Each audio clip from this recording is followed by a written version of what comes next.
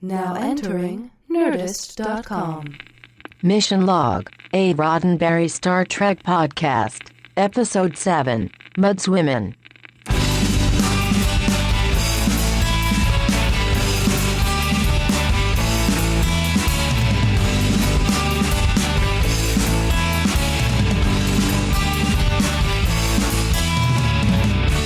Welcome aboard, friends. It's time for another episode of Mission Log, a Roddenberry Star Trek podcast. From the loftiest admiral to the lowliest cadet, sometimes we all need help making our way through the 23rd century. Here to help with that help, I'm Ken Ray. And I'm John Champion. Each week on Mission Log, we watch an episode of Star Trek in order and then take it apart and see what's making those engines hum. Then we'll dig a little deeper. We want to know if there's something for us to learn and if those messages still hold up today. On today's show, we say hello to Leo Walsh, Harcourt Fenton Mudd, and the lovely Mudd's women. Well, the lovely women of Mudd. I can't really make it sound right, dude. No, you can't.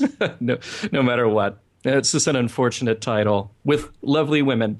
Ken, would you like a little trivia about this episode? Would I? I knew you'd say that. Mudd's Women was written by Stephen Kandel, or Kandel, if I'm being European, and Gene Roddenberry. Now, it was written very early on in Star Trek. In fact, this had a possibility of being the second pilot. So instead of Where No Man Has Gone Before and the awesome Gary Mitchell, Dr. Dana's story of becoming gods, we would have had Mudd's Women to sell Star Trek. I don't know if things would have turned out as well as they did. Well, I guess we'll get into it a little bit later, but this feels to me like a couple of other TV shows that were on at the time. Oh, yeah, for sure. Which is weird because you don't often hear people say, oh, yeah, there were two shows just like Star Trek. But this episode, but we'll get into that a bit later. Indeed. The Enterprise, by the way, in this episode is powered by lithium crystals, not dilithium. So I guess that makes the engines bipolar. Ba-dum-bum. Oh, look at you. They made that slip up just once before, I think, and then from that point forward, they decided that dilithium sounded better, so we're going to go with that. And one other little change, one other little bit of Star Trek verbiage that changed. Spock in this is referred to as Vulcanian by Harry Mudd, not as Vulcan. And in fact, Harry Mudd calls him right out. He says this one is part Vulcanian. So I guess there's something about Spock that you can just tell right away. Oh, yeah, he's a half-breed. Okay, here's the problem, though. I mean, is that an actual... So were they actually called Vulcanians and then it changed to Vulcans? Or is it just that Mudd is a Bulgarian? Well, see, that could be part of it. It could just be that Mudd doesn't know what he's talking about. Or maybe he's just using the familiar or the proper version. Who knows? Well, I thought he has very flowery language. You see, and that's what I thought it was. I thought it was Mudd playing a character, but of course we'll get into the character that he plays in just a bit. In fact, why don't we head that way now? Why is the tiny ship fleeing from the Enterprise? And is that the ship's crew or its cargo? Stay tuned. All will be clear. As Mudd.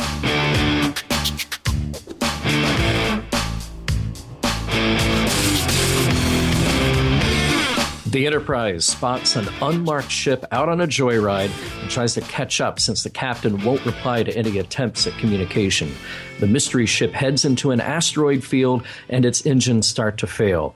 The Enterprise, still in pursuit, stays away from the asteroids and uses its deflector shield to protect the smaller vessel. Act 1. Captain Kirk has sent a crew to the transporter room to beam aboard any crew members of the doomed smaller ship. Its engines are failing to the point of imminent destruction, and the Enterprise isn't doing so well either. The lithium crystals are burning out from all the stress of using the deflector shields, making it difficult to pull off a smooth rescue. Scotty manages to beam aboard the ship's captain, Leo Walsh, and boy is he a scallywag, a rambunctious scamp, if you will. He's practically right out of Pirates of the Caribbean, and I mean the ride, not the movies. As Walsh's ship explodes from the asteroid impact, Scotty manages to beam up the rest of the crew, 3 gorgeous women all dressed up like they're headed to happy hour at the Stardust. Walsh explains that they're technically his cargo, The men in the transporter room are dumbstruck, except for Spock, and Kirk starts huffing and puffing that he wants the rogue captain to go to his quarters immediately. Cue that jazzy music while the ladies slink through the Enterprise corridors. Act 2. Like all the other men, Kirk is a little awestruck by Walsh's cargo of women, but he's not so gobsmacked that he can't still lay the smackdown on Walsh for ruining the Enterprise engines. There will be a hearing. Things are getting a little more dire in the engine room. All but one crystal is gone, and the backup batteries will only last so long. Kirk decides to head to the lithium mining station on Rigel 12, but while we're killing time on board to Rigel, let's have that hearing, shall we? You can't get much past the ship's computer, and Leo Walsh is revealed to be the career criminal Harry Mudd. Harry's plan was to take his female cargo, all of whom have declined a Dr. McCoy medical exam, to the settlers on another planet where women are in short supply. It's worth pointing out that the women say they have all volunteered. They want husbands, and Mudd is merely brokering the deal. Kirk decides that Mudd will have to answer to the authorities, but oh, guess what? That final lithium crystal just gave out. We better get to Rigel 12 soon. Mudd is thrilled at this turn of events, and he assumes his escape will mean delivering his ladies to the miners and then dashing off with the profits. Act 3. Dr. McCoy, even with his libido bubbling to the surface, stops ogling the women long enough to notice that one of them, Ruth, has a strange effect on his medical scanner. He even asks Kirk a little bit later if they really are all that remarkable or if they just act like it. It could be some sort of alien influence they're just not aware of yet. Eve, one of the other women, stops by Kirk's quarters and starts laying on the seductive charm. Meanwhile, in Mudd's room, he's plotting with Ruth and Magda how profitable their encounter will be with the miners when Eve comes rushing back in. She has stolen a communicator, and Mudd gets in touch with the miners on Rigel 12. The Enterprise is hobbling along. They arrive at Rigel with about 3 days' worth of power to maintain their orbit. Down in Mudd's room, the ladies aren't looking too well. Their beauty has worn off. They seem to be aging rapidly, and Harry is desperately trying to find something. He says he's hidden it in case he was searched, but now he can't remember where. When he finds his container of pills, the ladies gobble them up and miraculously regain their beautiful glow. The miners beam up to the Enterprise and start playing hardball with Kirk. They want the women, and Kirk wants the lithium. The Enterprise batteries start fading, and good old Harry Mudd is the only one with a negotiating power that comes along with his stable of ladies. Act 4. Kirk and Spock, along with Harry, beam down to the Quonset hut where the miners are living it up with the ladies. They've got everything. Gray rock walls, dancing with no music, dust and sandstorms. They are really living. Kirk is ready to get his lithium and get out of town. Eve isn't feeling too well, though, and she may not be adjusting to the thought of living with Ben, the head of the miners, on this barren planet. She heads off into the night, and Kirk chases after her. He can't find her, so he beams back up to the Enterprise to reconvene the search and use the more powerful equipment on the ship. Ben, however, has found Eve, and wow, it's about 3 seconds to complacent, bored, domestic bliss. While the crew of the Enterprise are freaking out over losing their power, Eve is whipping up a little dinner. Ben is all huff and puff, while Eve is all eye-rolling and totally over it. In another 3 seconds, she's starting to lose her looks because that magic drug is wearing off, and Ben is not happy about it one bit. Kirk and Harry Mudd show up just as things are getting heated, and Kirk forces the big reveal. The illegal Venus drug has been responsible for making the women even more alluring than they would be. Harry has perpetrated a fraud, and Ben learns that his co-workers are now married to the other women. Eve, at long last, stands up a little bit for herself. She tells Ben that what he wants is a lie, but then she takes the drug, and she changes back into her beautiful self. She gives Ben a little lesson on illusion versus reality, that a wife whose beauty is only skin deep is a fake, too. Then in comes Kirk with the double swindle. That was no Venus drug, it was a placebo, and he wraps it all up with a little morality lesson that you either believe in yourself or you don't. And by the way, I am totally taking those crystals now. The real and still gorgeous Eve stays behind, realizing that Kirk's responsibility is to the ship. Harry Mudd goes off with Kirk to face the court. Kirk, Spock, and McCoy wrap it all up with a couple of snarky comments about Vulcan physiology and just being glad that the whole affair is over. You know what, Ken? I had kind of missed the angry Kirk that we got to know in Enemy Within. And I think he has a few moments coming back in this episode. He does a bit, although it's so funny that you talk about the old married couple that is Ben and Eve. Let's talk about the old married couple that is Kirk and Scotty. I didn't think about their relationship too heavily, but it's not there for right. It's not there for long, but everybody's saying, "Oh man, we don't have any lithium crystals, and we're gonna die up here in space." And at one point, it really gets to Kirk, and he just totally lashes out at Scotty. Completely what? Okay, I screw it up. Are you happy now? Then he goes back to commanding the ship for about 30 seconds, and then he comes back over to Scotty, who's standing there obviously smarting a little bit, and says, "I'm sorry." And Scotty gives him this sort of like TV mom look of understanding. Right. It's okay. We're still friends. Exactly. Yeah. What? I married you, you big lug. I'll be here forever. Right. There are two things. I'm having this one problem as we're going through and watching every episode. Mm-hmm. Is Rigel actually at the center of the galaxy? Oh, because everything is Rigel. And here's the problem that I'm having. I've always got a bastardized version of an XTC song in my head.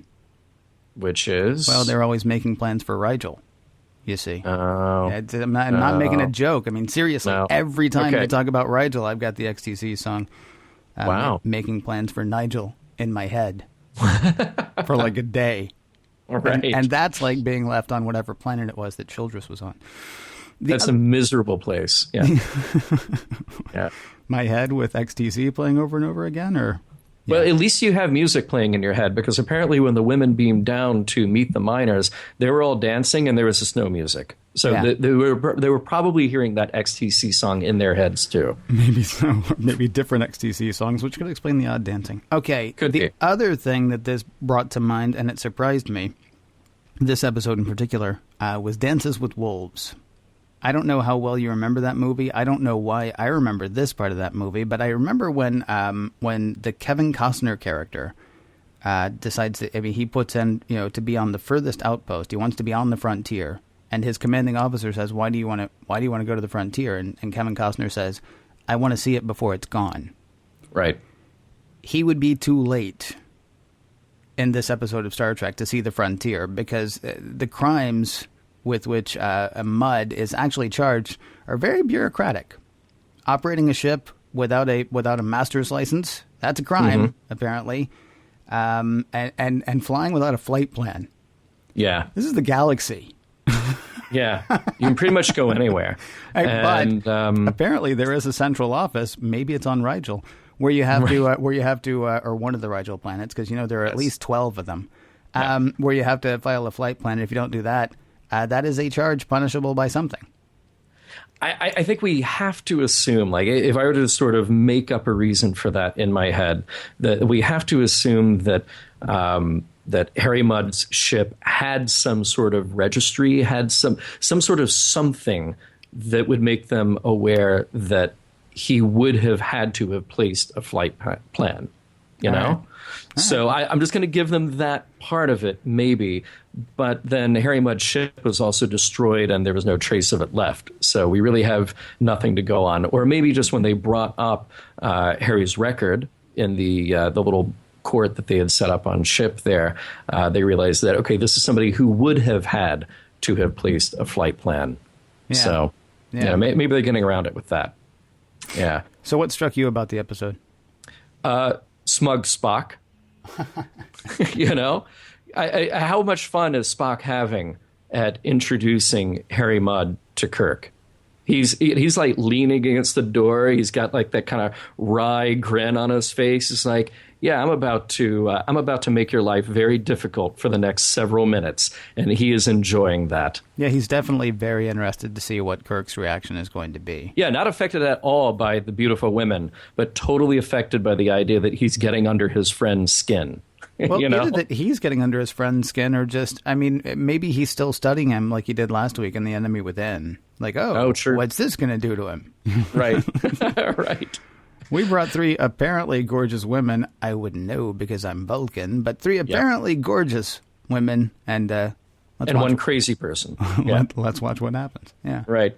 Well, I mean, the thing that struck me about it, and we'll get into our serious discussion here in a minute, but the thing that struck me about this episode is that it is all over the map. They're playing it for high comedy with Harry Mudd, and then they try to switch gears, and you have this little like domestic drama toward the end, and then you have a little bit of in sci-fi going on. And then they tack on that morality message, which, like I said, we'll get into. I don't want to spoil it here too soon, but this is a very difficult episode because you can enjoy it on some levels, but then be totally confounded by it on others. Should I do the bonanza thing? Yeah, do it. All right. So the thing where Eve wanders out into the dust storm and Childress goes after her. And then they end up back at his place. He brings her back there. She's unconscious. I mean, the dust storm has taken its toll on her. He brings her back there. She's unconscious. Right. It's like that last 10 minutes is like an episode of Bonanza. Yep. If you took out the science fiction trappings and you took out the Venus drug, replace the Venus drug with she's from out of town. Let's say she was being passed off as Hungarian. She was exotic. And then it turned out she's not exotic. She's actually from back east, but she was playing herself that way. This is an episode of Bonanza at the very end. And it was weird because it wasn't just like, wow, this could be. It was like, what am I watching now? And it still works in the episode, I think. But sure. But I mean, you could have put that in the Big Valley. You could have put that in Bonanza. I mean, it was because they're still obviously in a frontier place. They're still obviously on the edge of whatever, because you got 3 guys there doing really hard work, and then here are these women from out of town. I mean, it's very much a frontier kind of thing. Yeah. But, I mean, to the point that, yeah, it could have been the Rifleman. I'm just naming old Westerns now. I mean, I don't really know that many. Well, but it's funny, though, because, like, you know, she wakes up from being unconscious, and what does she do? She starts cooking. Yeah. Sure. Yeah. And the language, the sort of cadence and the choice of words is given to the miners is very strange. So I understand as a writer, you want to give them a different voice, but it does sound like this sort of Old West almost. You know, Ben Childress has that line like, "I've tasted better and by my own hand." Yes. You know, and it just, you kind of go, wait, we are watching an Old West thing here. This is sort of strange. What's interesting about that, though, when you say that this actually was considered for the pilot, that actually makes that part make a little bit more sense. I mean, there was always the risk, right, that sci-fi was going to be too sci-fi for the television audience. When they went with the Man Trap, they were looking for sort of the monster story. They decided, yeah, we're going to go with the science fiction part of it. But looking at this as a possibility for a pilot, that 10 minutes that could have been Bonanza, that could have been The Rifleman, that could have been Big Valley. Sure. That could have been another Western. That's going to be very accessible to a television audience. I mean, I didn't watch any of those shows regularly. I think I watched Bonanza a little bit when I was a kid, or Gunsmoke, because my dad always watched Gunsmoke. He'd watch reruns of Gunsmoke, so it could have been Gunsmoke as well. That's going to make it very accessible to a television audience. And so maybe that's part of the reason that it was there. I mean, because the frontier is the frontier, I suppose, whether your enemy is, the hardscrabble, I don't know, plains of Kansas or the northern part of California, back when the northern part of California was, something anybody could just go and put a stake in. Right. Or, whether it's Rigel 12, where they have a thriving 3-man crystal mining operation. Well, here's the thing. I agree with you up to a point. But remember that whole Big Valley Gunsmoke, that little Western frontier bit that we get in the last 10 minutes of the show. Before that, you got 40 minutes of pirates. you got 40 minutes of Harry Mudd and the bucket boots and the hat and the blousy shirt and the Irish brogue and just going nuts. But as a writer exercise, though, do you not have to find a way to maybe bring it back to your audience? I mean, boy, yeah, you have to. Maybe. I mean, maybe that's Yeah. I don't know if that's the reason, or maybe it's just because there really is a range of stuff shown here. It goes from, it's like GURPS. Do you remember GURPS? I have no idea. The generic universal role playing system. The idea in GURPS was it could be superheroes, it could be monsters, it could be Old West, it could be just about anything. That's kind of this episode. You've got the science fiction drug use with like the Venus drug that can turn you from this thing to that thing. You've got the space chase.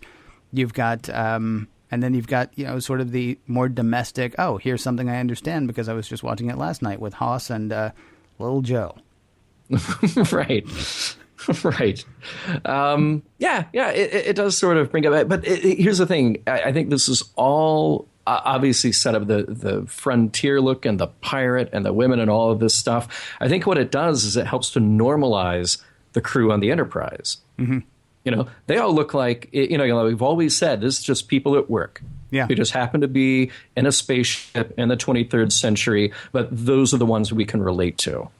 Yeah. And then that little scene of domestic non-bliss at the end, it's sort of like, here's where it starts to go off the rails a little bit. You can probably relate to this, maybe. We hope not, because it gets a little out of hand there. But it's still a way to make that comparison to everybody in the Enterprise, because those are the real heroes, obviously.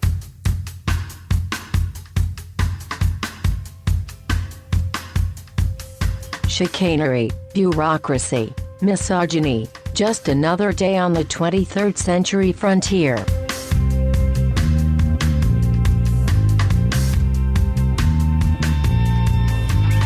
One of the things that I said, Ken, was that to me this episode is problematic because it is so all over the map, and you kind of don't know from one minute to the other. Are they playing it for comedy? Are they trying to be serious? And if they are trying to be serious, what are the messages that we can get out of this? But you know what? That's what we do. You and I try to figure out what the messages are and what we can take away from it.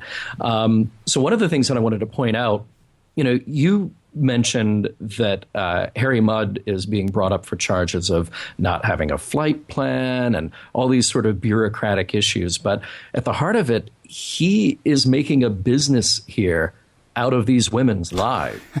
He is trading these women's lives. Now, they say they're volunteers. Okay. Am I right? No, you're absolutely right. It's really fascinating to me. It's like, no flight plan. Pretending to be somebody else, that's a no-no, which, in fairness, that is a no-no. But no flight plan, that's a no-no. And operating without a master's license, that's a no-no. Are we going to throw in the possible sex trade charges? Nah. Yeah? Well, that's fine. Yeah, remember Pike thought about going out to be a slave trader. He did. He did. It is, again, it's enough frontier, like we talked about earlier. It's enough frontier that there are some things apparently, and maybe this speaks to the male-dominated society that still is the Federation in the 23rd century. There are some things that men are willing to look the other way on. Well, I want to find sort of a positive possibility of why this is in there. Okay. And the only thing that I'm really grasping here, but the only thing that I can think of is that sort of in the spirit of cultural non-interference. Okay, go with me here. Go with me. I'm with you. Go on. These women say that they're volunteers. So okay, we have to take their word for it. And there is a bit of an exchange there where I believe as Eve says to Kirk, we don't have husbands. That's what we want. There are none where we come from. And Harry, as bad as he is going to make that happen. So this is what we want. And the miners are saying that's what they want. So I'm just saying that. So if there is any legal thing to go after, then maybe that's all they can do about it. Maybe that's all they can do is just go after the bureaucratic nonsense of the flight plan and all that stuff. But if you're letting people live their lives the way they want to live them, as awful as this is, then they're going to be okay with it. Bringing it back to the 20th or 21st century, I didn't see you hit your wife, but you got a broken taillight here. Yeah. So I'm going to have to take you in for a bit. That might be what it is, and then maybe you find other things. All right. That's all I got. See, I'm actually okay with that. I mean, honestly, it feels like the difference between writing in the 1960s and writing in 2010 or 2000. Mm-hmm. What year is it? Writing in the 1960s and writing, past the year 2000, because I don't think, generally speaking, we would look at that and say, well, there's true negligence going on here, that they're not addressing that. But you're right. Maybe it may just be a difference of the times. I'm going to pretend like there's a page of the script that explains that. Yeah, that it's missing somehow. Right. But Kirk and Spock and McCoy had a moral discussion about this and how it's wrong what they're doing, but we can't step in because of all these other reasons. So I'll pretend like that's there, and then I'll be able to sleep at night. At the same time, she is trading up. I mean, Eve does say that the life that she's leaving was worse. Now, we know that she is actually fooling everybody by taking the Venus drug, so we don't know for sure that the story that she's telling is true. But I think about in my other life, what I do is I cover Apple News and news related to Apple News quite a bit. And there's this thing that goes on with a company called Foxconn. And Foxconn apparently treats its workers very poorly. Mm-hmm. And thousands of people line up to work at Foxconn because what they're going from to work at Foxconn turns out is worse. Right. And so you can say, well, this is terrible what these people are doing. And you can, make it 23rd century. You can say it's terrible or potentially terrible, since we don't actually know for certain. It's potentially terrible what Harry Mudd is doing. But the gray area then becomes, all right, so let's send them back to, the place that they hate where they have no hope of anything. Yeah. And that's, unfortunately, there's no actual solution provided here, because we're kind of making up the problem because, Kirk and Spock didn't see a problem, or at least didn't acknowledge one. Right. As far as this goes. But it was sort of an interesting, it goes back to the thing that we talked about in The Cage, in the very first episode. Slave trading? Why not? Yep. Totally fine. That's cool. Yeah. But seriously, have your paperwork in order. Yes. Right. Yeah. But I will point this back to something that I mentioned a little bit earlier, and that's that as bad as Harry Mudd is, and as bad as the miners are in their interaction with these women, like I said, what we're getting here is a very, very clear distinction of what male behavior is okay and what is not, Mm-hmm. So everybody, as gaga as all the guys are on the Enterprise at seeing these women, they still manage to keep it in check. Right. They sort of, they stare, and then they kind of get embarrassed by it, and then they go back to their duties. But the miners are awful. And they sort of sling them around, and I'm cutting in, and she's mine, and you're going to cook for me, and, all this nonsense. But as the audience, we sit here and we go, okay, that's not how you treat women.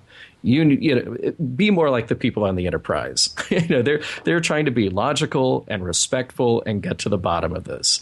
And it's sort of like Ben's one saving grace that when Kirk and Harry Mudd run in on him and Eve, what's the first thing that he says? I never laid a hand on her. Right. I was mentally abusive. Yeah. But I didn't touch her. Yeah, you didn't see a thing. Yeah. So we still know that this is not a really admirable fellow. But Kirk and the rest of the crew, they are. So remember that, kids. Be more like them. No? You disagree? He's a jerk, but he's not admirable. Where he's not admirable is there's a whole ship that's going to come crashing down onto his planet unless it gets what he has. Right. That's the least admirable thing. I mean, I don't like the way, honestly, I've had friends in the past that I didn't like, their interaction as far as a couple. Like, I don't like the way they treat each other. It's not how I would do it, but they're there and they seem to like each other. And I knew they actually loved each other and they weren't abusive. It's just they interacted in different ways, gruffer ways. Than I would have chosen. I mean, this I think goes back to the whole Frontier thing. Seriously, this has to be an episode of Gunsmoke at one point. Gunsmoke was on for like 28 years. Right. I'm pretty sure they must have done this plot at least twice. And it's It's a difference between, I mean, not that I'm looking to give Childress cut him all kinds of slack, although he is the one that goes running out. He and Kirk are the two during the middle of that horrible dust storm when Childress has said, dust blows like this here all the time. You get lost going 12 feet from your cabin or whatever it was, 12 feet from your barracks, the place where you live. Go outside, walk 12 feet. Suddenly you won't know where you are anymore. And yet when Eve goes out, Eve, who he has already spurned, when Eve runs out, he runs out. He doesn't think and go, okay, well, now which one of us is going to go? And do I have everything that I need? No, the second she's gone, he's gone. So I think I might take issue with you a little bit. I mean, maybe that's a bit of our sort of 50 years later or 150 years later, if you want to talk about settling the frontier here in the States. Well, it's also the first woman he's seen in decades, so I think I'd be running after... Oh, okay. It's been 3 years. They've been there for 3 years now. But yeah, they've been there for 3 years. I bet it felt like decades. Well, but then again, he had already chosen the brunette, whatever her name was. So, I mean, he could have sent the guy that he cut in on. But by the way, the go brunette... get her. Yeah. The brunette was Magda. And did you notice the biblical thing going on? You have Eve, Ruth, and Magda. I noticed the Eve one. I failed to even pick up the other two names, but it was interesting when you pointed it out. Yeah. I don't know if it means much beyond just, well, these are kind of interesting historic names, or if we are trying to say, like, here's another, woman as temptress story. I don't know if they're going that far with it. Because I don't think that's really what the core of the story is here. Because the fact that the women are temptresses is really not the point of the whole thing.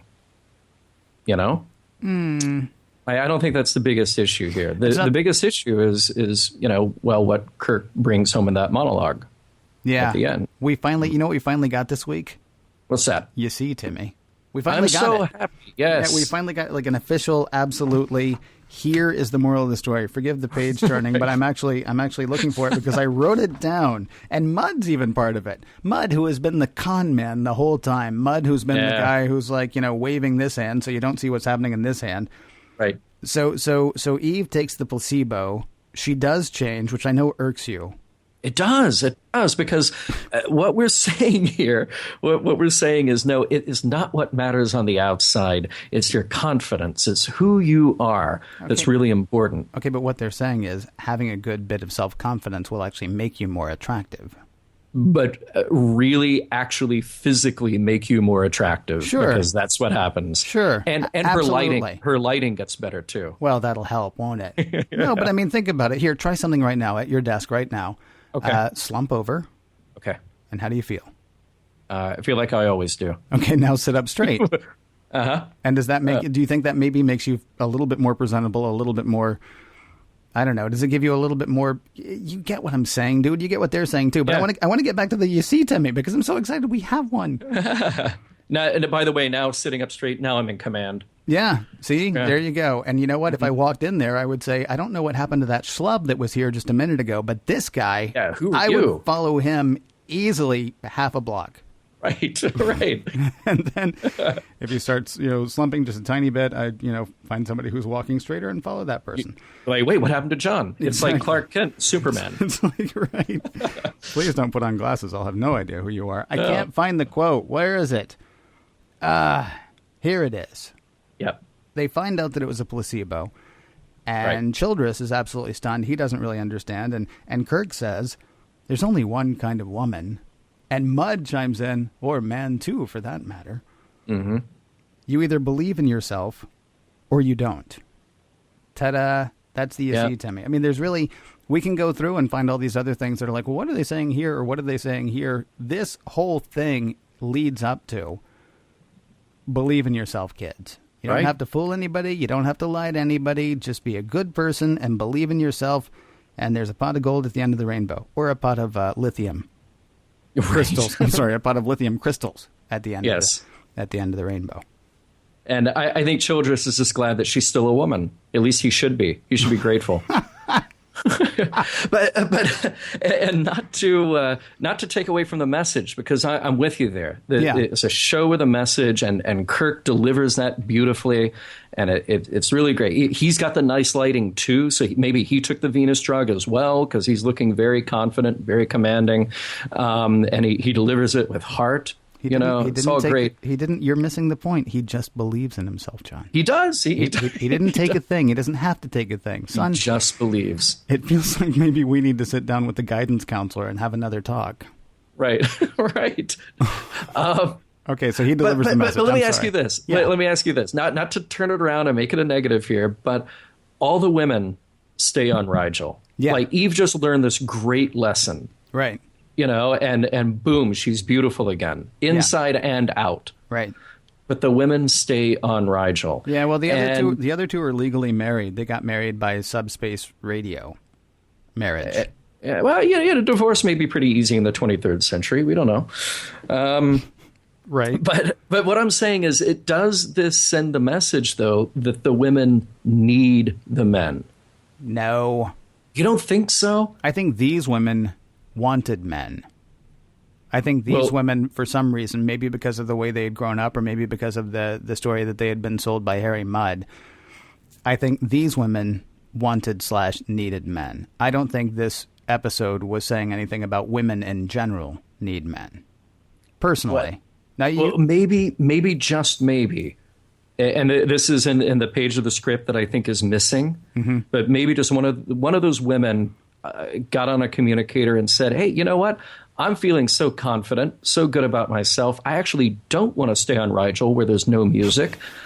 I'd rather have a career as a transporter officer, or maybe a career in engineering, or any one of these on the list that I can do my study at home and get a degree. You know, it's interesting. There may actually be a few openings on the Enterprise. Did you notice how few women there were in the crew of the Enterprise for this episode? There were not many at all. Uhura.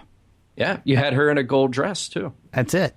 Yep. There are no other women, because that obviously would, sort of detract from these women are the most beautiful women. Right.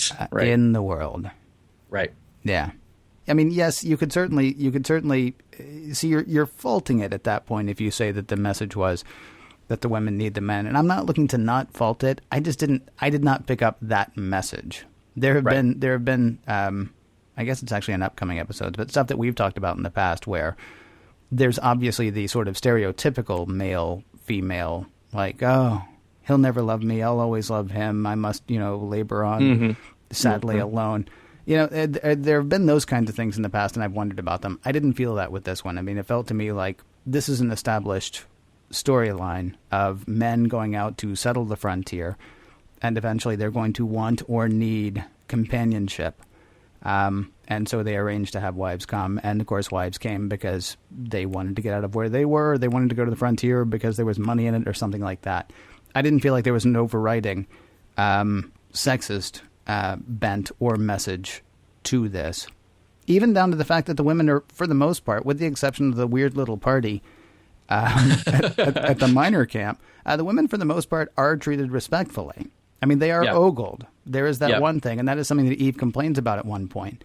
Right. But, I mean, nobody's, this is not Charlie slapping Yeoman Rand on the behind. This is not, a dark Kirk or alt Kirk trying to rape the yeoman. I mean, this is not, they're treated very respectfully all the way through. So I'd maybe it's because I want to, but I think I would have to disagree with you about a message of sexism in this particular episode. Yeah, and what I'm saying here, I don't think it's overt, and I don't think it was intended. But, there's still, here we are in the 21st century, and, there's still something a little creepy about mail-order brides. Yeah. And you just kind of have to wonder, like, is this sort of a weird thing that in the future will be kind of a sexist remnant of our past? Or is it not? Is it just a totally voluntary, free, and chosen path for some people? And there's not a good answer for that. When holodecks get everywhere, not going to matter. Bravo. Maybe that's what Rigel 12 really needs. A rapscallion, a mining camp, and 3 subspace order brides. Do the messages of Mudd's women still ring true today?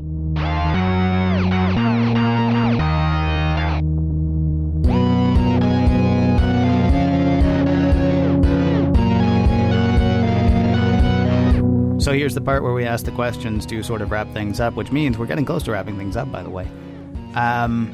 What we like to find out is do the messages in the episode hold up, and does the episode itself sort of stand the test of time from a production value, from an acting, sort of the whole thing. Let's start with that one. Is this an enjoyable show to you still, this episode? Does it stand the test of time? Would you feel comfortable sitting somebody down in front of this and saying, you never seen Star Trek before? This one's fine. Take a look at this. I don't know if I would, Ken. Really? I don't. Yeah, because it's very enjoyable for a Star Trek fan, but I also like to put myself in the shoes of somebody who's totally new to this, who has no idea about Star Trek.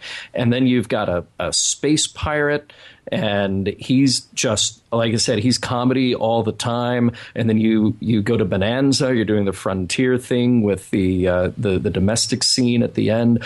And I have a kind of a tough time with this. Like, it's just really over the top, but maybe they redeem it because they are playing it for laughs a lot of the time, and then they're going to slip in these more serious scenes. So I'm not going to put it at the top of my list. I think it holds up okay. It's just not, for me, one of the greats. Okay. You disagree, though. I'm not 100% certain. I mean, I guess it would depend on which person you're sitting down to watch Star Trek. I would say this would be a decent one for people who say, I don't like science fiction. Mm-hmm. I mean, if you want to try to get them on board, because there are so many elements of so many different things. I mean, there's not much of a courtroom drama, but you could even argue there's a courtroom drama there. And certainly there is sort of the Western-esque thing that happens on the frontier.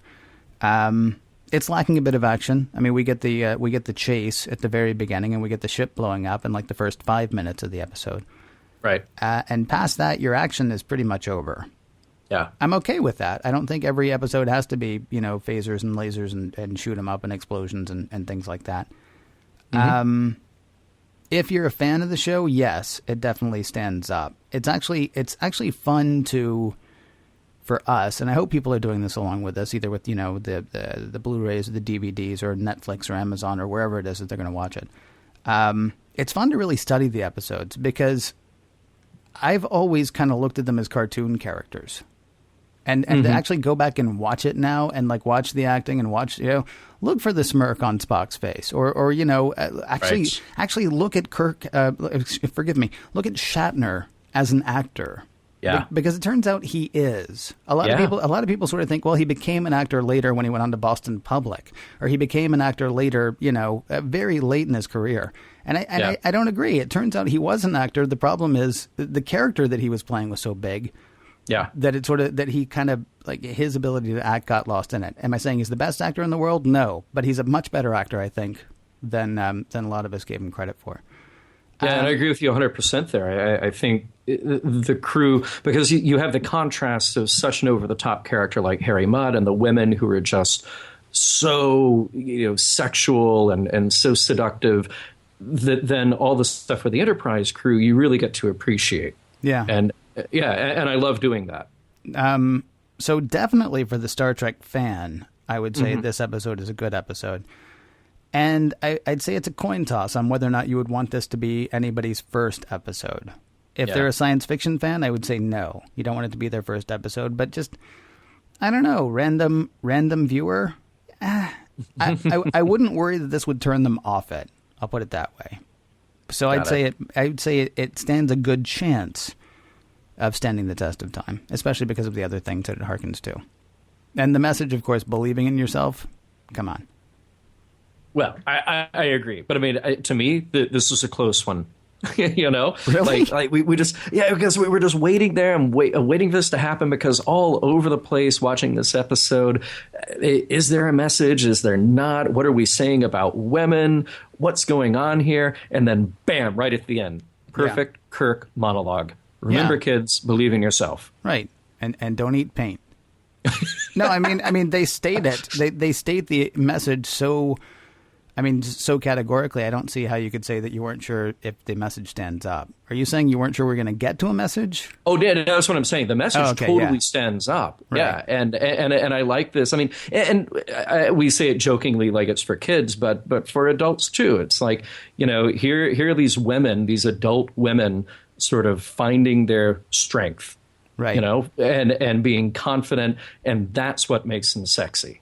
Yeah. And yeah. Well, that's what makes them. I mean, you can do the whole thing. It's sort of like we talked about with Charlie X a while back. There are more important things than being liked, and it goes back to the whole, sort of, believe in yourself. It's not about being sexy. I mean, it's not. Although in this episode it was about getting a man, it was really just more about coming into your own. You don't need whatever prop it is that you've been using or relying on to get people to like you or to be the person that you want to be. All you need to be the person that you want to be is believe that you can be the person that you want to be. Yeah. So, I mean, I hope that stands up, because that's how a lot of us try to live. And I think we think that, maybe it'll pay off at some point. If it turned out that Harry Mudd got to, go and start another enterprise, not enterprise ship, but if he got to go start another business, then you might say, I'm not sure the believe in yourself thing is all it's cracked up to be. But if we assume that Kirk's monologue, with a line from Mudd, is the message, then I think we have to say the message stands. Remember, guys, you can hit us up on Twitter with the screen name @MissionLogPod or by email missionlog@roddenberry.com. And hey, leave us a voicemail. Tell us what you thought. On Skype, we are MissionLogPod, or you can give us a call, 323-522-5641. And remember, your comments could be used on a future episode of Mission Log. And so that does it for this week, right? Yeah, it sure does. And next week, I hope you join us, because more than sugar or spice, we're going to take a look at advanced robotics in What Are Little Girls Made Of? Some of the music for the Mission Log provided by Warp 11, online at warp11.com, and from the album Messages by Key Theory, free to download at kitheory.com. And now, if you'll excuse me, I have to go file my flight plan for next week. Good morning, Mission Log. This is Anthony Burge. You may know me from my blog, Comfy Chair, comfychairzine.blogspot.com. I've been blogging about each episode of the Mission Log, and I just want to say thank you very much to Roddenberry and the Nerdist Productions and the hosts, Sean Champion and Ken Ray, for bringing this all together. I've been a lifelong fan of Star Trek. I have lots of memories. For instance, I can't wait to get to the coverage of Shore Leave. I have memories of William Shatner at Queensborough Community College presenting the episode and a talk on it with my dad when I was 10 years old. And I absolutely adore it. I work in a hospital where things can get very stressful. And once a week, or however often those shows get posted, and I listen to it, it lasts me in a great state of geeky bliss to balance out the day from stresses from work and other items. And not only that, but it gives me a larger appreciation for the show, in-depth analysis, and not just that, but coming from Roddenberry Productions and the manuscripts and papers of Gene Roddenberry and his vision, which I absolutely do my best to integrate those morals and themes and ethics into my own life. And I just once again thank you, take care, and be well. End transmission.